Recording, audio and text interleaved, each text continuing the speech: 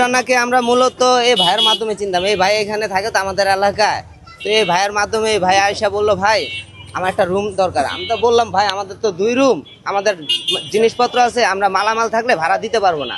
তো বললো না ভাই ওদের সাথে কোনো জিনিসপত্র নাই, ওরা খালি হাতে আছে।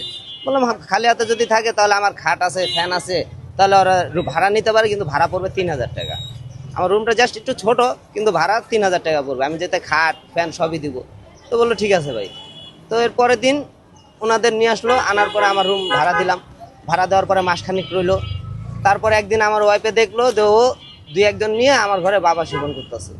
তো বাবা সেবন করতেছে, আমার ওয়াইফ তো এগুলো পছন্দ করে না, আমার সাথে এমনি চিল্লাচিল্লি করে। তো আমার ওয়াইফ ওরা না করে দিল যে আপনি রুম ছেড়া দিয়ে। তো আমার রুমে প্রায় 1.5 মাসের মতো, 2 মাসও যায় না গা, এর ভিতরে ওনাদের আমার ওয়াইফ বাইর করে দিছে। বাইর করে দেওয়ার পরে সোহেলে কি করলো, ওই যে গ্যারেজে কাজ করে বিল্ডিং, ওই গ্যারেজের মালিকে ওনার উপরে রুম নিয়ে দিল। রুম না দেওয়ার পরে উনি ওইখানেই থাকতেছে, কাজকাম করতেছে। প্রায় ভালোই দেখলাম তো 2 মাস। তো হঠাৎ করে এরকম কি হয়ে যাবে এরকম ভাবেও নেই। বাবা সেবন কি স্বামী স্ত্রী দুজনেই করতো? না না, শুধু ওই করতো। আর ওর ওয়াইফে প্রচুর মারতো। ওয়াইফে কিছু করতে গেলে, কিছু বলতে গেলে ওয়াইফে প্রচুর টর্চার করতো। এই কারণে ওয়াইফে ভয়ে কিছু বলতো না। ও কি আসলে ওর ওয়াইফ ছিল? হ্যাঁ, আসলে তো ওর ওয়াইফ ছিল।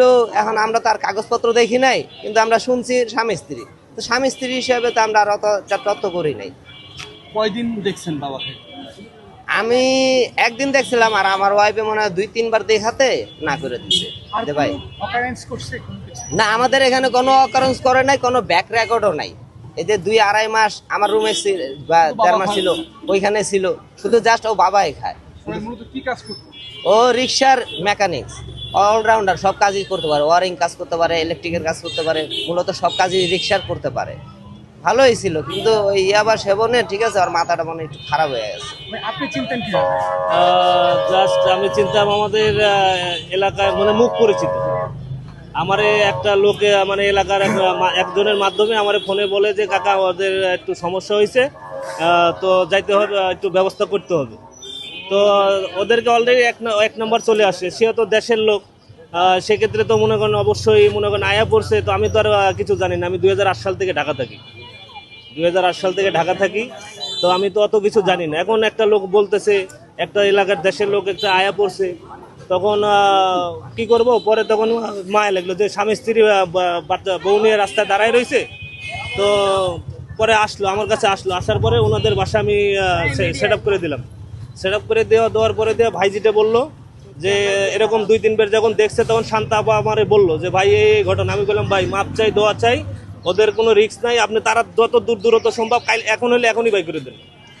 তারপরে ওখানেতে বাই করে দিছে, তারপরে ওখানে যায়, তারপরে ম্যানেজারের রুম নিয়ে দিছে, ম্যানেজারে ওখানে কাজ করে, ম্যানেজার 3 তলায় থাকে। প্রথম বাসা তো আপনি ঠিক করে দিলেন, হ্যাঁ। দ্বিতীয় বাসা কি আপনি? না, আমি এই বিষয়ে জানি না। আসলে গ্রামের বাড়ি কোথায়? নাটোর জেলা সিংড়া থানা ময়চন্দ্রপুর গ্রাম। মানে আপনার পরিচয় কিভাবে মানে গ্রামে আপনার? পরিচয় মুখ পরিচিত, বললাম তো। মানে ওরকম কেমন ছিল জানেন এরকম? না, আমি 2008 সাল থেকে ঢাকা। আপনার বাড়ি কোথায়? আমার বাড়ি ওখানে। আমার বাড়ি মানে আত্রাই নদীর নাম শুনছেন? আত্রাই নদীর এই পাশে ওদের বাড়ি, আমাদের ওপার বাড়ি ওই পাশে।